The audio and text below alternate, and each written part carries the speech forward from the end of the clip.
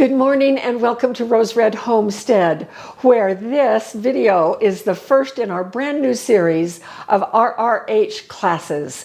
And the one that we're going to be doing today is Success with Biscuits. Jim and I were talking about this class last night, and we both felt that I needed to provide some kind of a handout. Well, I already had my whiteboard done, and I didn't want to sit down at the computer and recreate this, so I simply took pictures of the two whiteboard displays that we're going to be using here and put that up on our website. So those of you that are watching the video on your phone with such a small screen, if you want to pause the video right now and go to our website, which is roseredhomestead.com, that first page that you go to, scroll all the way down. There's a download section, and then below that download section, I added a brand new section last night, and it is called RRH Classes. And you will see the first download is on Biscuits. So you can download that and print it out, and you can have that to work with as part of your notes.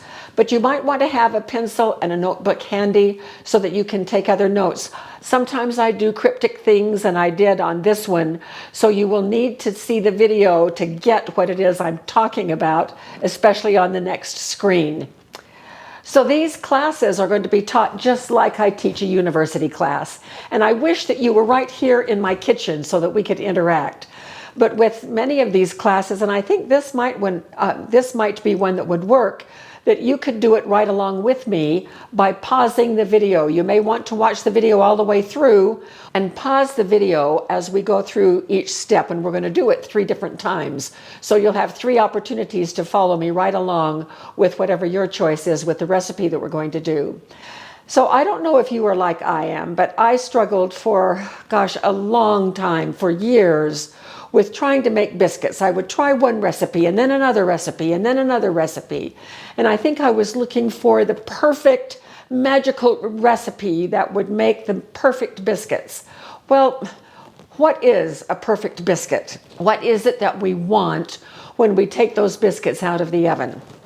Well, for most of us, including me, what we want is a relatively tall piece of bread, but we want them to stand tall.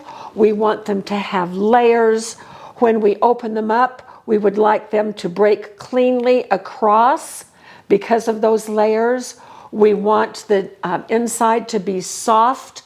We don't want it to hit our stomachs like a stone. So we want light, airy, tall, fluffy, layered biscuits. That's what we're going after today. I do not believe there is such a thing as a perfect biscuit recipe. There's a lot of lore around biscuit making. Some people are so tied to a given recipe, there's no wiggle room. I decided to see if I could look at the science behind making a good biscuit, and that was really worthwhile. Because what I have decided, what I've come up with after doing a lot of reading about biscuit making, is that there's a whole lot more leeway in any biscuit recipe than I once believed, and we're going to talk about that today. Now, I'm going to give you a recipe, but if you have already a good recipe that you're looking at to improve, here's the bottom line, and it's right here. A successful biscuit is more about the technique than the recipe. So yes, I'm going to give you a recipe today, or you can use one of your own, but the technique is what makes these biscuits great. Now, there are more than one techniques to making biscuits, but this is one that for me is almost foolproof, and I hope it will work as a foolproof recipe for you as well. And we'll get to the recipe in just a minute. First, I want to talk about sort of the science behind biscuit making. Really, biscuits require only about 5 ingredients, and 3 of them are, 2 of them are the same, and that would be baking powder and salt. But the other 3, which is flour, fat, and liquid, those are where the variables come in. And I believe that 1,800 people could make the same biscuit recipe, and we would come out with 1,800 different versions of what a biscuit looks like. And so don't feel like you have to measure so exactly that you can't be one drop of liquid or fat or one molecule of flour off of the recipe. So be a little bit flexible as we go here. Now, in all of my research preparing for this class, I looked up what is the best flour for making biscuits. Well, a lot of people have a lot of different opinions, but several reputable organizations have done some research and testing on different flours for biscuits. And what they have come up with is the top two are King Arthur all-purpose flour, and that's the one that I use, and White Lily self-rising flour. There's a lot of hype about White Lily self-rising flour, and the hype evidently is not hype at all. I guess it makes a fabulous biscuit. I have never used that flour. I don't ever see it available. Jim, have you ever seen it? No. I've never seen it any place I've lived, so it might be a regional type of flour too. But the bottom line is, do you have to use one of those two types of flour? Your best chances for a great biscuit would say yes, but there are plenty of other flours that work really well too. And I don't, even though this is my go-to flour, I also want to incorporate whole grains in my biscuits. And that's what we are going to do with two of our recipes today. We're going to do one with King Arthur all-purpose flour. Then if we skip down here to the whole grain, and notice I've put a dotted line here because these are the researched flours, but you can use any flour. Just know that the quality of your flour is going to impact the outcome of your biscuits. Today we're also going to do two whole grains. We're going to do one with white winter wheat. This is my go-to wheat for making anything for making any bread recipe, is white winter wheat, hard white winter wheat. And then the other one is einkorn. Einkorn is a special case wheat. It's loved by a lot of people who have celiac disease because the gluten is very weak in einkorn. And people love that. Einkorn is a little bit of a different flour to work with because the gluten is so weak. You don't always get the same result that you would from this white winter wheat or one of these white flours. The second thing that is a variable in biscuit making is the fat. What do you use for fat? Well, I can tell you that there are people who are so defensive about which fat they use that it can be the only fat that you use in biscuits. Well, today, for each of our biscuit recipes, we're going to use a different fat, and we're going to look at the results to see. So the possibilities are butter. Butter is by far the most, in my research and looking at a whole lot of recipes, butter is used more than the others. Shortening, particularly Crisco. Some people still think that Crisco has trans fats in it. It does not, and has not for years and years.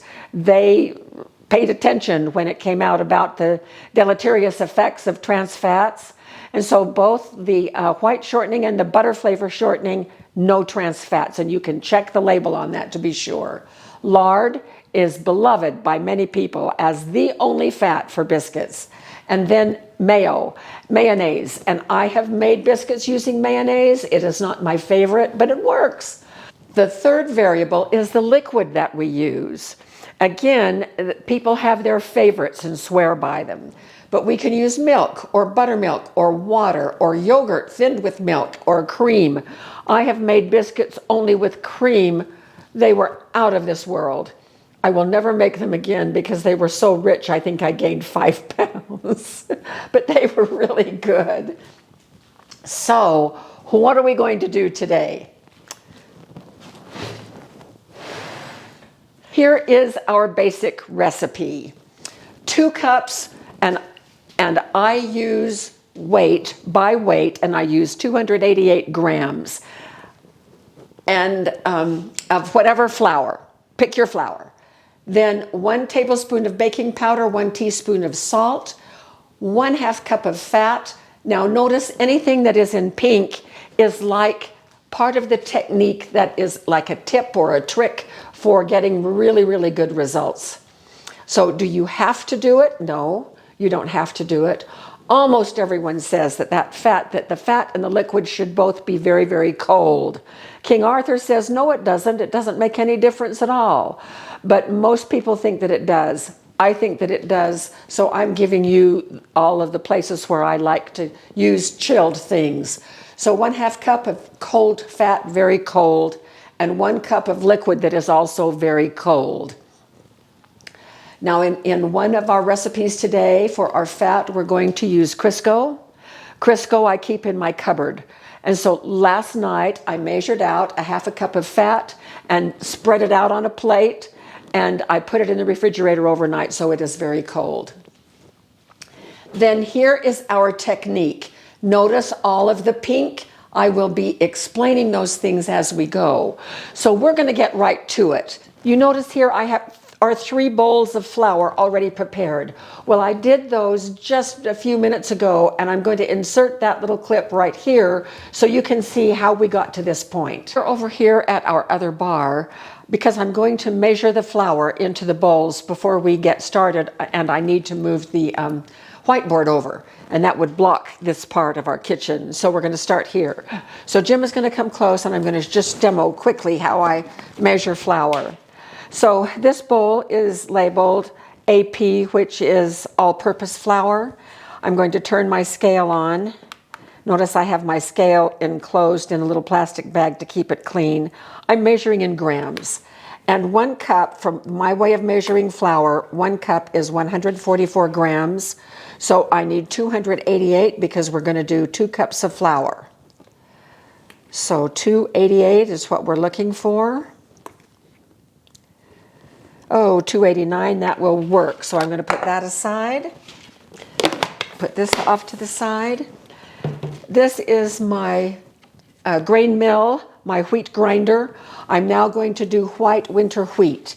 Now I'm also going to put this bowl, this is the white winter wheat bowl. I'm going to zero it out, and I'm going to pour just the wheat grains directly in here until it equals 188. 288.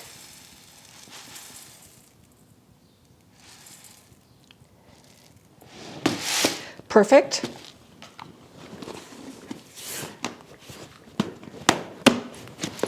Whatever the raw wheat grains weigh is the same that the flour is going to weigh. So I'm going to pour it right here in the hopper and turn it off.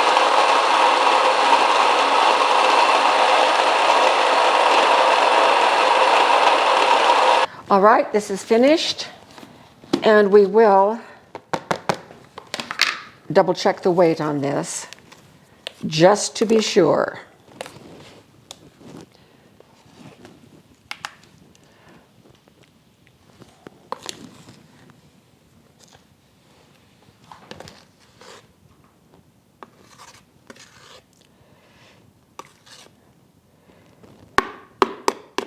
$280. Well, it's 291. There was probably a little bit in the grinder from the last time I ground anything. Okay, so it's 288. Yeah. And there's this much flour that I needed to take out. That is of no consequence, so I'm just going to put it in. Next is the einkorn. So we're going to zero this one out. And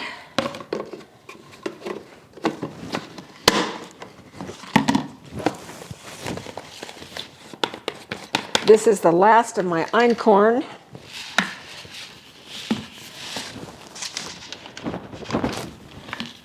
So here's the label on its side, and we'll put 288 in here too.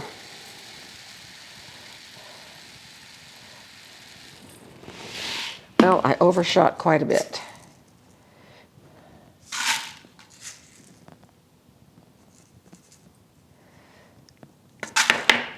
And the einkorn goes in.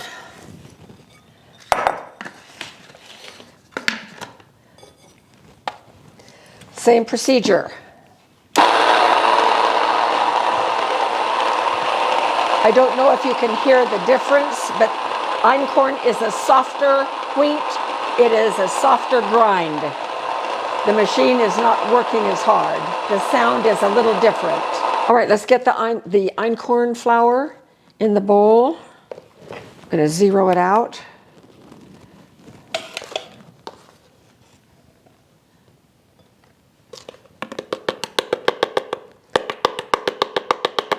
Okay, that's perfect.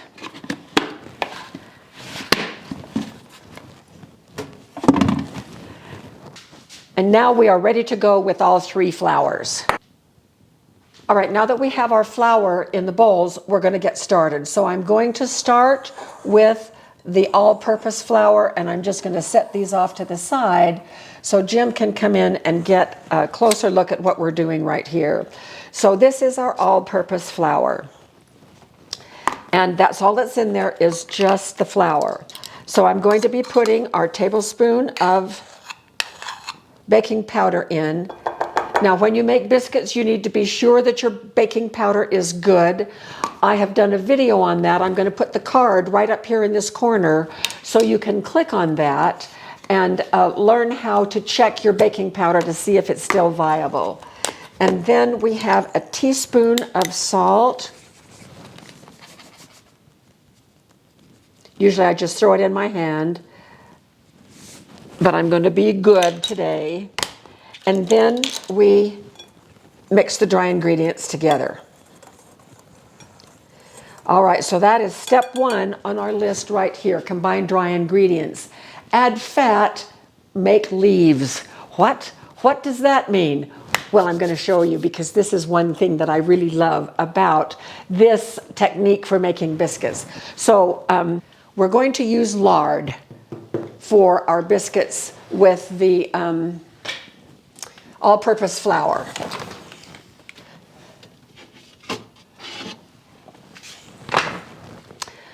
So last night I measured out half a cup of lard, and it was already cold, so I cut it in little chunks just like that and put it on this plate and put it back in the refrigerator. So the lard is very, very cold. Now what we want to do next is to cut the fat into the flour. There are a lot of ways to do that. You can use a pastry blender. You can use 2 knives that you crisscross like this. You can put it in a food processor. I don't like that, and I'll be explaining why I don't like that. Or you can do what I do, and I'm going to use my fingers. Now, I've just washed my hands. What we want to do first is to get every one of those little cubes covered with the flour. So I can only do that with my fingers. And then each of those little chunks of fat, I am going to pick up individually. It's coated with flour, and I'm going to squeeze it between my fingers until I make a little leaf of fat. So I'm going to just keep doing that by making little flat pieces of fat, or leaves as I call them. That helps with the layers in the biscuits. A lot of people would never get their hands in here, and that's just fine. If you don't want to do it, you can do one of the alternative methods of cutting in the fat. If the fat gets cut in so homogeneously, so it's just like homogenized, so it's like cornmeal, little teeny tiny granules of fat mixed in with the flour, like a food processor would do, it has a more difficult time making the layers in the biscuits. What happens with the fat, and because it is cold, we're going to ultimately be putting these in a very hot oven, and we will have chilled the biscuits in the refrigerator for a little bit before we put them in the oven. And the heat hits those little pockets of fat, these little leaves of fat, and they melt and they produce steam, because all of these fats have moisture in them. And so that steam is what helps give the lift to the biscuits along with the baking powder.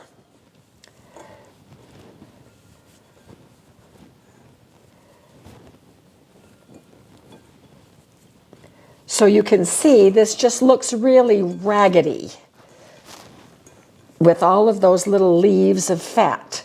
And they're all different shapes and sizes. And I think I'm not feeling any more of those little square lumps. So I think we're good. Okay, now, once we get to this point, then we're going to put this right back in the refrigerator to chill.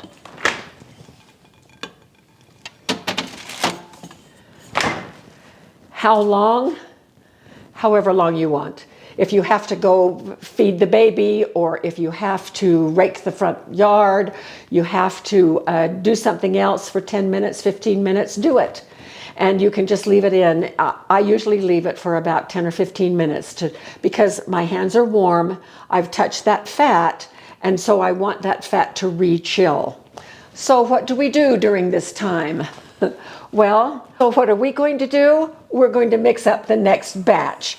And this is our white winter wheat. Once again, 1 tablespoon of baking powder. Baking powder and salt are the constants in this recipe. Everything else is a variable.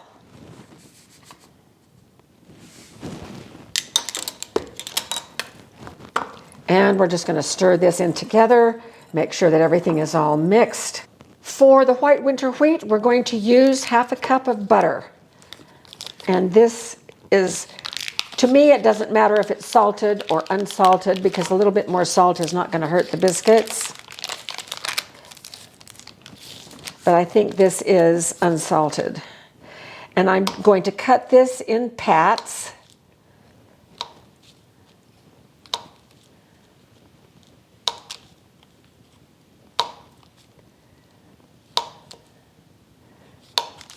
And then I'm going to cut the pats in quarters. And then I'm just going to drop the little tiny squares right in the flour.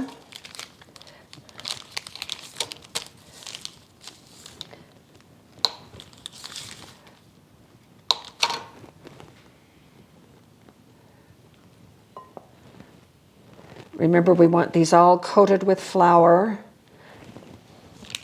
And these are very cold. Cold fat is what we want.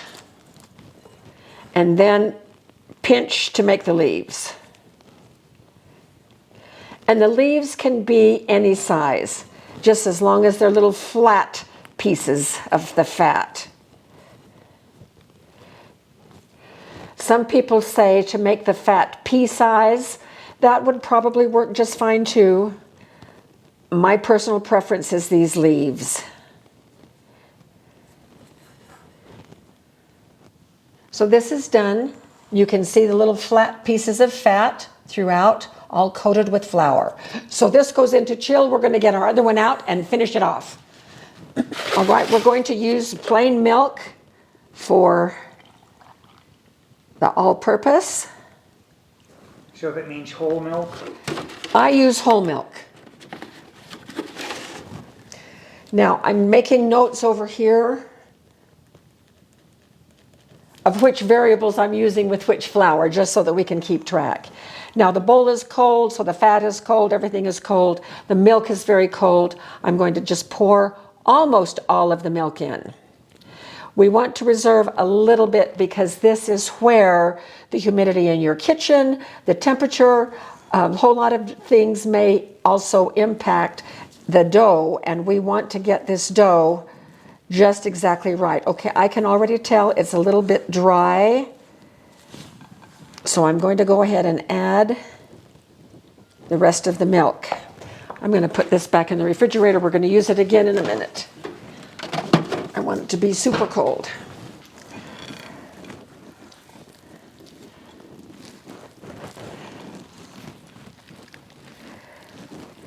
Now, I like kind of a soft dough, but not too soft. And this is a little bit sticky, and if you give it just a minute and let the flour absorb more of the liquid, it becomes less sticky.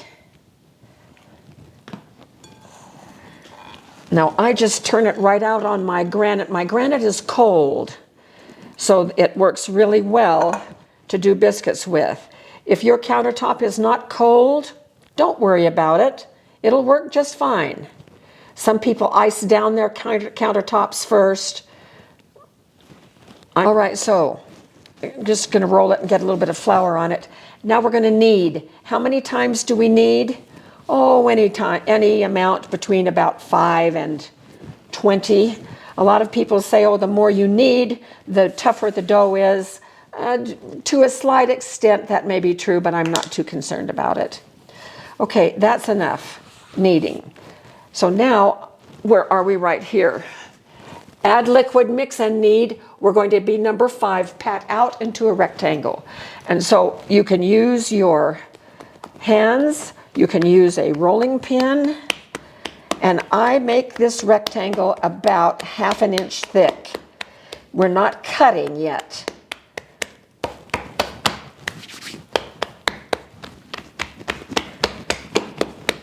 Now I'm going to fold, and this fold is what we call a letter fold. You fold it in thirds, just like this.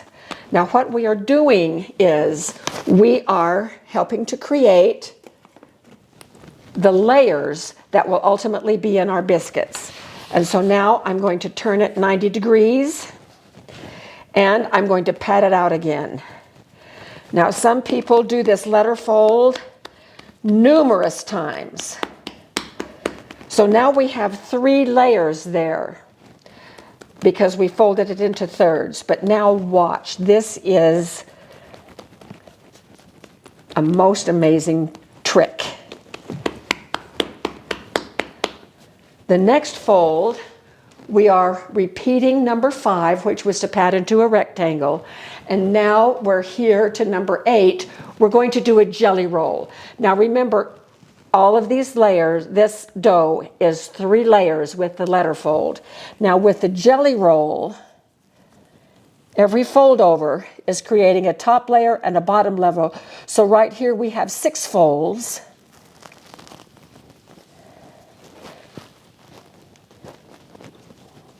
And that's 12. And in some places that's going to be 18.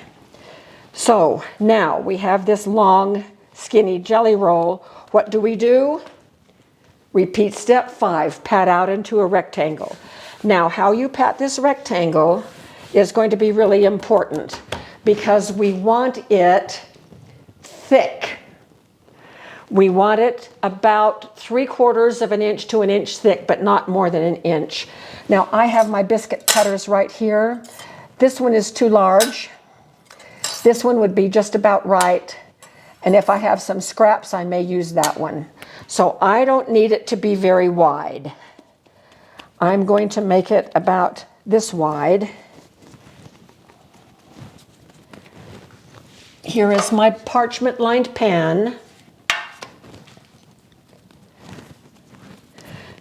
Cutting your biscuit has everything to do with how they're going to turn out. Don't use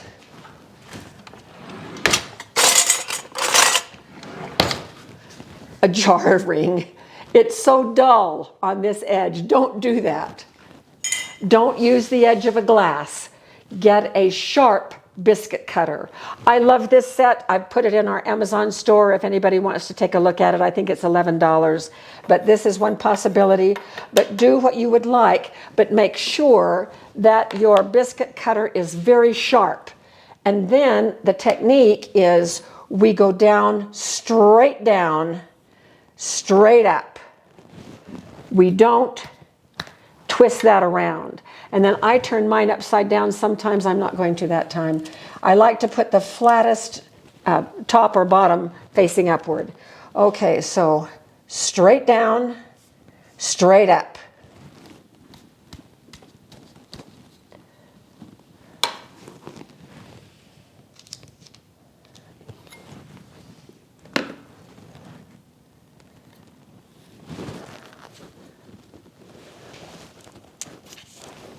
This recipe will make, 10 or 11 biscuits.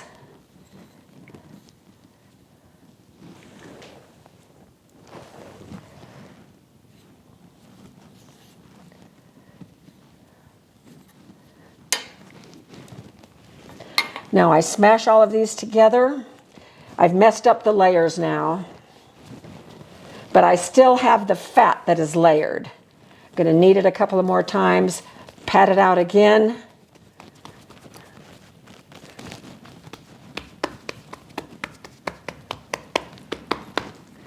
About 3/4 of an inch thick.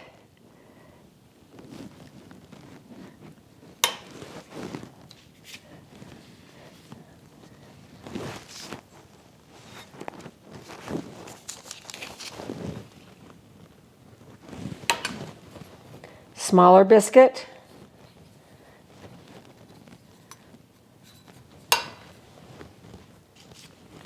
Push together.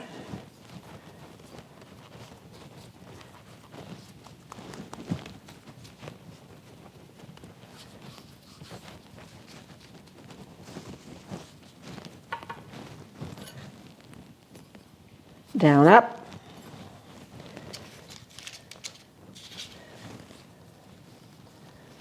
Probably one more. Now you'll see a difference in these.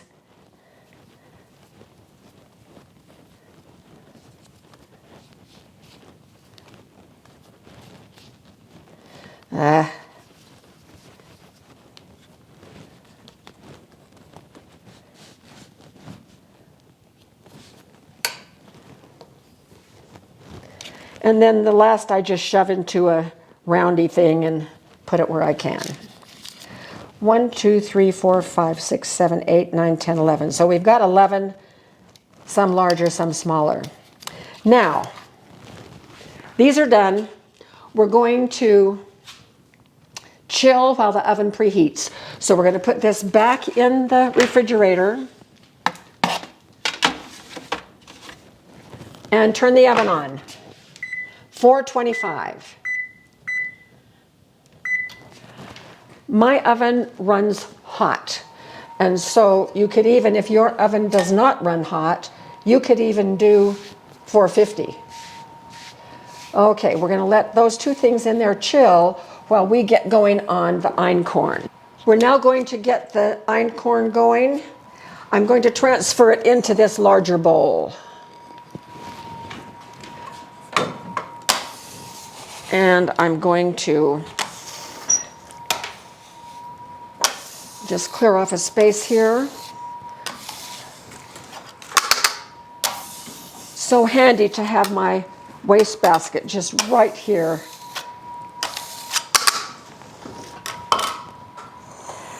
All right, so 1 tablespoon baking powder,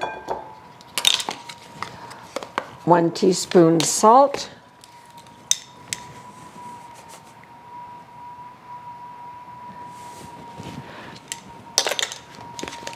stir together.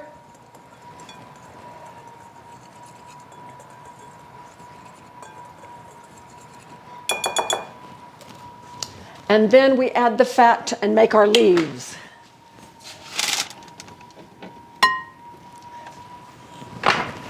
This is the 1/2 cup of shortening that I put in the refrigerator last night.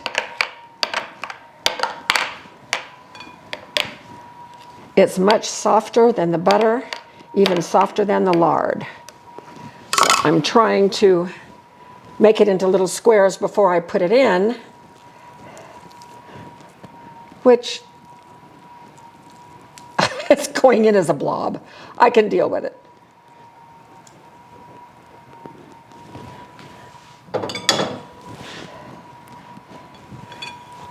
Okay, so you know the drill. Get everything coated with flour. This is going to go quite fast because the shortening is so soft. And I'm just flattening everything into leaves.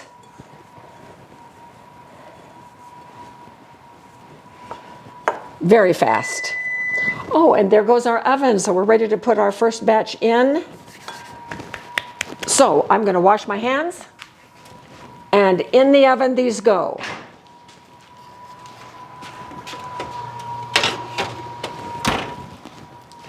Hey Siri, set timer for 15 minutes. 15 minutes, starting now. Next up, we're going to be working with our white winter wheat.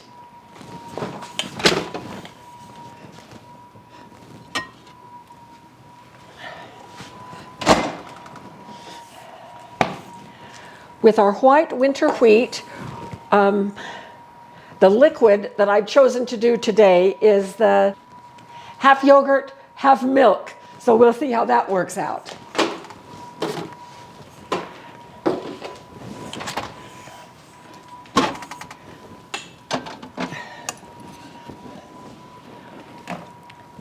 This is the yogurt that I used. It is Greek yogurt. That's the only kind of yogurt I do. This is 5% milk fat.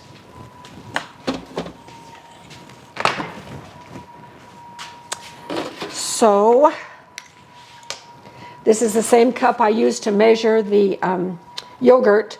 I'm just going to now add half a cup of regular milk.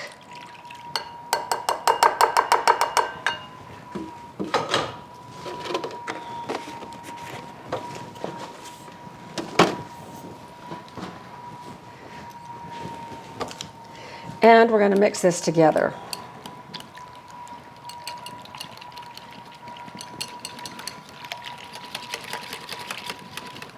Okay, so it of course turns out to be a little thicker than regular milk. So I am going to add most of it in. I'm going to retain some.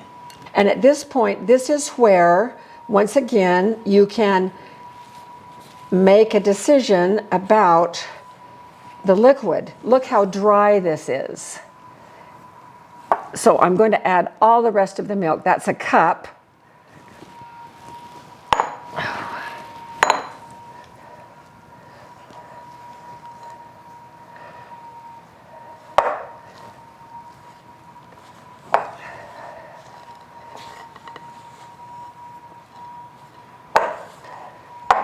Okay, I still have some of the flour mixture that is not absorbed. I'm going to dump it out on the countertop to see if it's going to hold together. Now, this is why this variable recipe is so convenient, because we have the basic ingredients here, but we can adjust as we go and know that we're not going to ruin anything.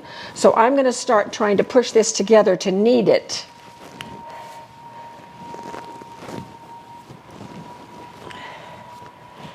And I don't like it. So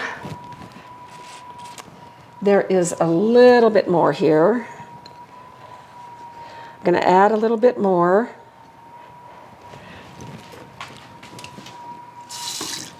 And at this point, I can add anything I want to.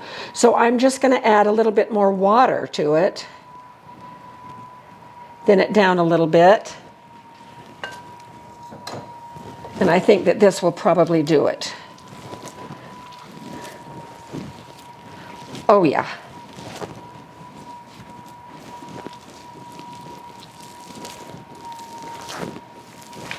So this is more mixing than kneading.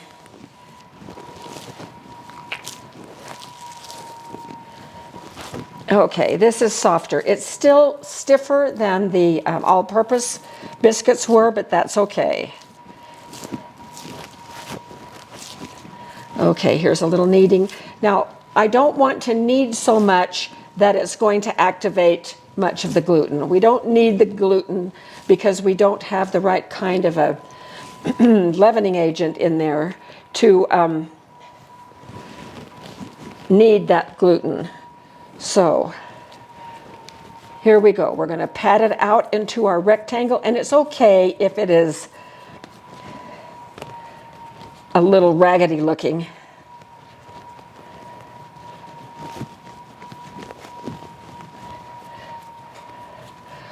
This wheat flour, regular wheat flour, like this winter wheat, is more dense.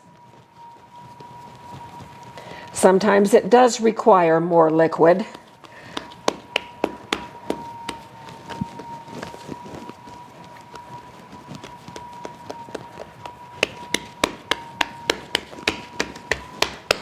letter fold.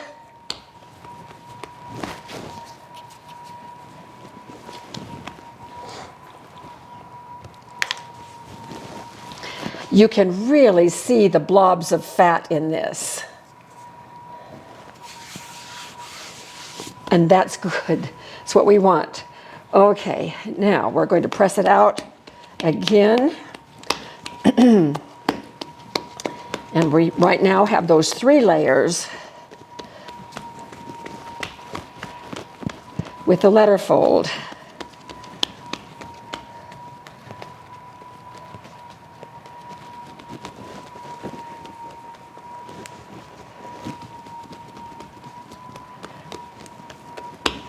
And now the jelly roll. Now we're pressing this out for cutting, and we want it thick. 3/4 to 1 inch thick. If you want tall biscuits, you need tall dough.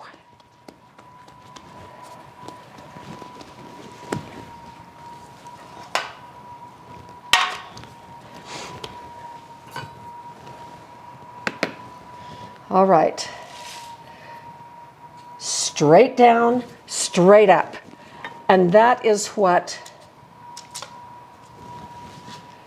these little arrows mean. Straight down, straight up. No jiggling side to side.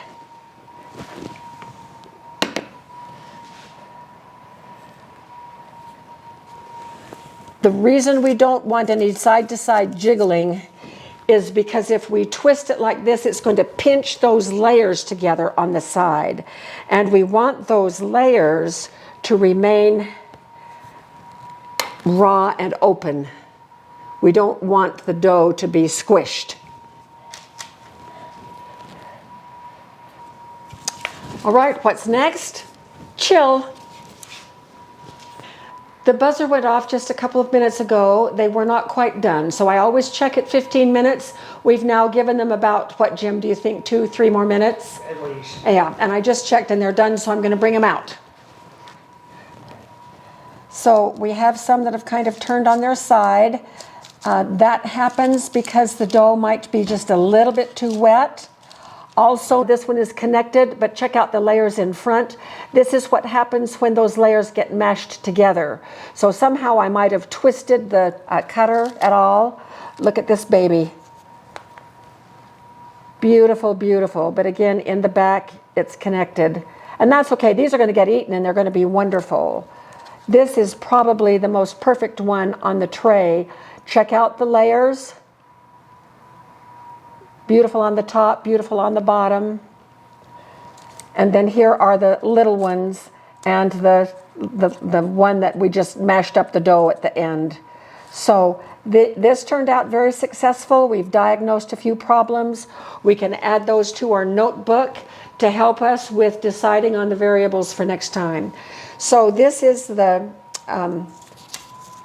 AP flour, all-purpose flour, and it was with lard and milk. So we're going to set that one over here with its label. So I'm going to now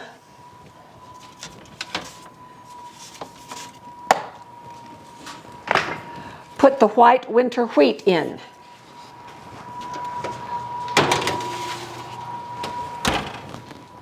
Hey Siri, set timer for 15 minutes. 15 minutes, starting now.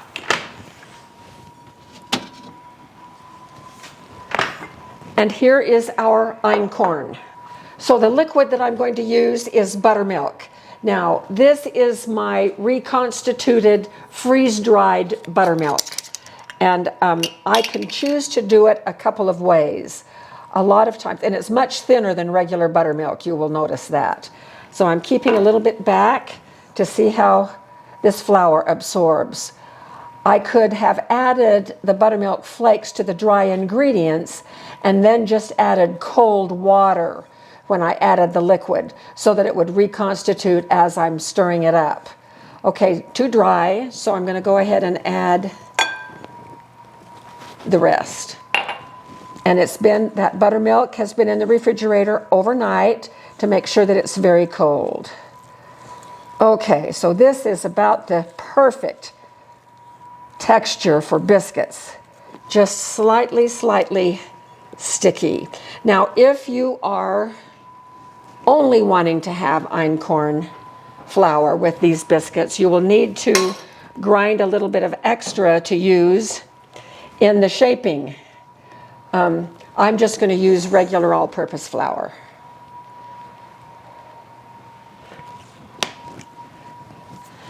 Turning it out.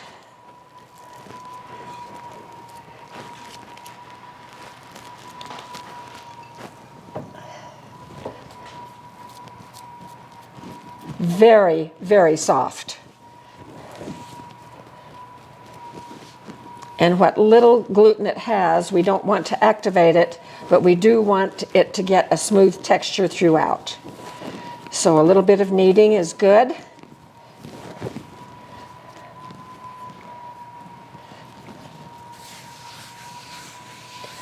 And now, rectangle.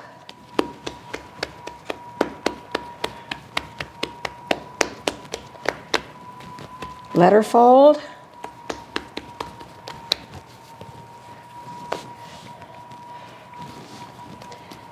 And we're about ready for the jelly roll here. Enough of a jelly roll, enough material so we can get probably 3 rolls, 2.5 to 3 rolls.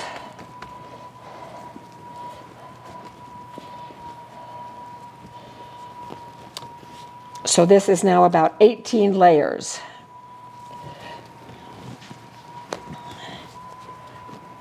And now I'm pressing it out.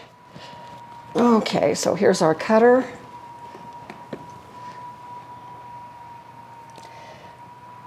Down, up.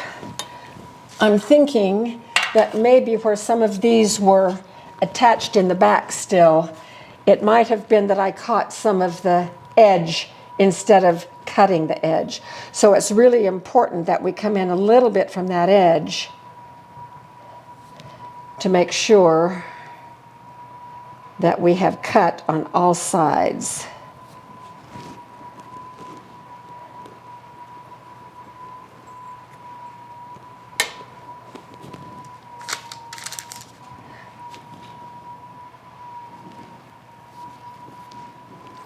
Okay, so now this one is a little bit lopsided, so it may be that this is going to be hinged instead of layered.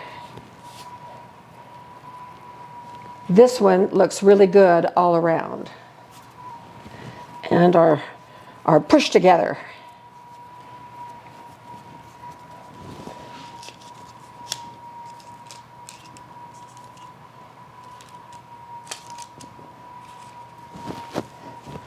What do you call that move? Room making? Yep. All right, back in the refrigerator to chill. Taking these out of the oven. We're going to give the oven another minute or two to get back up to temperature, but here we have the white winter wheat, and we can kind of compare across. We also have some leaners on this one, but this one looks pretty good. It's a bit hinged in the back. In fact, I think I see the edge of the jelly roll after I patted it out right there, which is why it's like a fan. But look at those layers right there. Those are just beautiful. And here's another one. This was probably the most perfect one. So it has layers all the way around. And these are tall and beautiful for whole wheat, 100% whole wheat biscuits. First time I made biscuits with wheat, they were Pocky Hucks. Yeah, Pocky Hucks. that works. That's okay. I know what you're saying. Hockey puck. Do you play Pocky? Oh, anyway, we want these to be light and airy, and these are. Now, once we start manipulating the dough after they've been cut a time or two, then we're going to get things that look like this. But in our family, all of those will be eaten, and that's for sure. So we'll leave these in place, and let's get our einkorn in.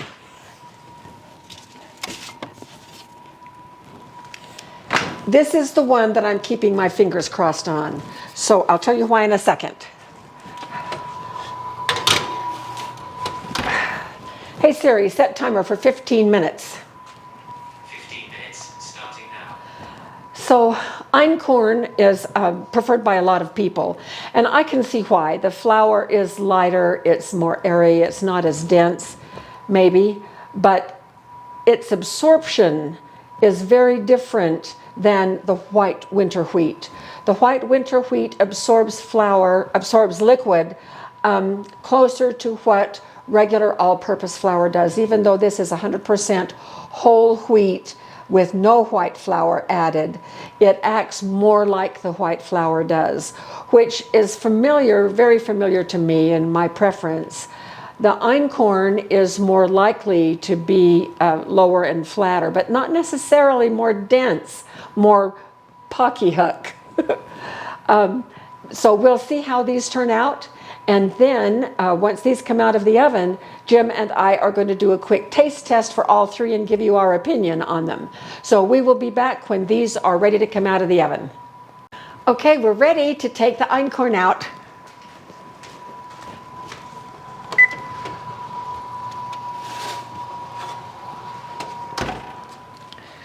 And here they are.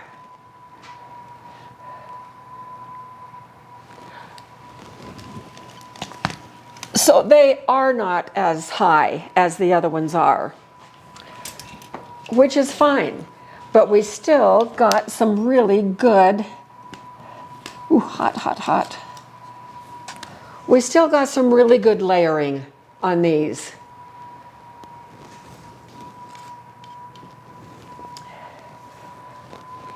So the texture is just a little bit different, and these have a tendency to sort of spread on the bottom, but they're still plenty high. In a minute, Jim and I are going to be doing a taste test, and we can kind of see how they are. So this shows really good layering too. So let's talk about a couple of things. I think we've had great success with all of these biscuits today. As a professor in a class, I always have lesson plans. I always did a lesson plan no matter how experienced I was, because I wanted to be sure that I was teaching according to a precise plan so I could give the students opportunities to get the knowledge they needed to make good decisions on whatever the topic was. And that is not different with today's class. My overall objective for this class today was to be sure to provide you with the knowledge so that you could have success with biscuits, and hopefully to help you be a little bit more loose about how you look at biscuits, knowing that there are some variables that you can experiment with. So today we did 3 different variations. The all-purpose flour used lard and regular milk. The winter wheat, the white winter wheat, used the butter and the yogurt yogurt thinned with milk, half and half. And then the einkorn used Crisco and buttermilk. And so we have all of those variables in this mix. And if you have a favorite recipe you are working on, you can try changing these variables a little bit. But first of all, look at this technique and try this technique with your recipe that you might like. And then you can go into the variables of the fat and the liquid. And the flour, you can try different flours. Start to finish, including the chill times, not including the baking time, but to get it in the oven, usually takes about 30 minutes. And then after that is another 15 to 18 minutes of bake time. And so biscuits, if you're having them for breakfast, would require a little bit of advance work, putting things in the refrigerator ahead of time, like the fat, if you're going to use Crisco or something like that. So what happens if on the spur of the moment you just decide, I want to make biscuits and I don't have time to do any chilling, I just need to get it done? Well, you can mix start to finish without doing the chill here and the chill, wherever the other one is, chill here, number 11, just eliminate those and just go for it. Now, is it going to affect your biscuits? Sure it will. But who is going to notice or even care? So this is optimum outcome. But take shortcuts if you need to get the biscuits done. And you will be able to see as you try different things what one thing affects or another thing affects. If changing those variables, you can work out your own perfect recipe that works really well for you every single time. So Jim is going to join me now, and I think he has something to say about when you are working with the variables. One of the things that you want to make sure is, as you're looking at all the different kinds of ways of doing your biscuits, make sure you take notes so you know exactly what you're doing. You can go back and forth and make those comparisons. Otherwise, if you're using just memory, sometimes that's going to get mixed up with other kinds of things. Okay, so we're going to taste test. Are you ready for this? I'm ready for this. I've been ready for it since we started. Since the smell started Yes. permeating the kitchen. Yes. Jim loves biscuits. And the great thing about these biscuits is we'll have a lot of them here, almost 3 dozen, and they freeze beautifully. And so I just put them all in a plastic bag and then take out what we need as we need them. Okay, so what we're going to do, Jim, I'm going to pick a biscuit that was in the first cut so that the dough had not been manipulated at all. And then I'm just going to take the top off. And we're going to do it without butter or without honey, just so that we can taste the pure biscuit. That work for you? It works for me. Okay.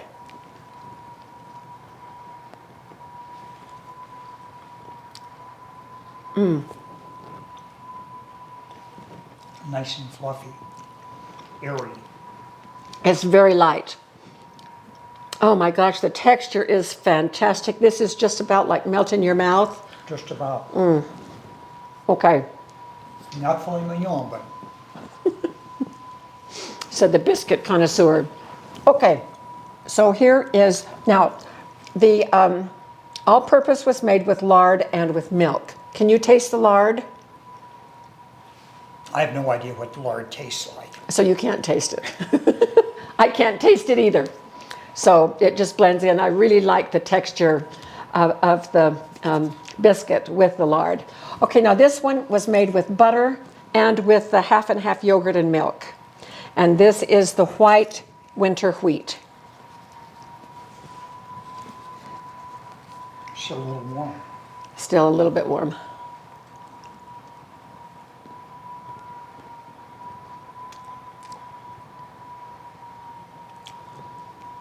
I can't taste the butter, but it is light and fluffy. Can you taste any graininess from the wheat? No, no grain. No, I can't either. These are wonderful, very light. I'd say they're every bit as light as the Yeah, that other works for ones. me. Yeah. Okay, good. Okay, now So for you're not finishing yours, but I'm finishing mine. good to the very last bite. Is that what that is? And honey, afterward, you can have as many as you want Yeah. with as much honey as you want on them. Have to find it first.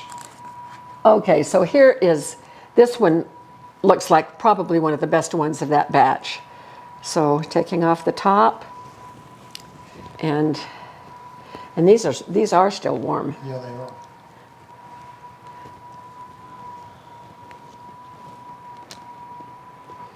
These were made with Crisco and buttermilk reconstituted from our freeze-dried buttermilk flakes. It's even better.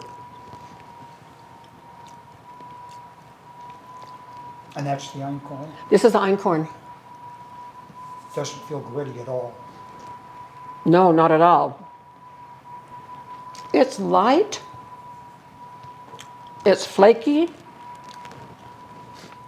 Filet mignon, like all over again. All right, these have turned out just great. So, I hope you've enjoyed today's class. This has been so much fun to get this all prepared. It required a lot of additional work on the part of the cameraman to do something that is longer in time, but we'll work out the kinks. Let us know what you think, and especially if you try any of these, let us know about the outcome. Hopefully very successful. And keep your comments coming. Come back after you've done it and leave more comments on how you're progressing with your biscuit adventure.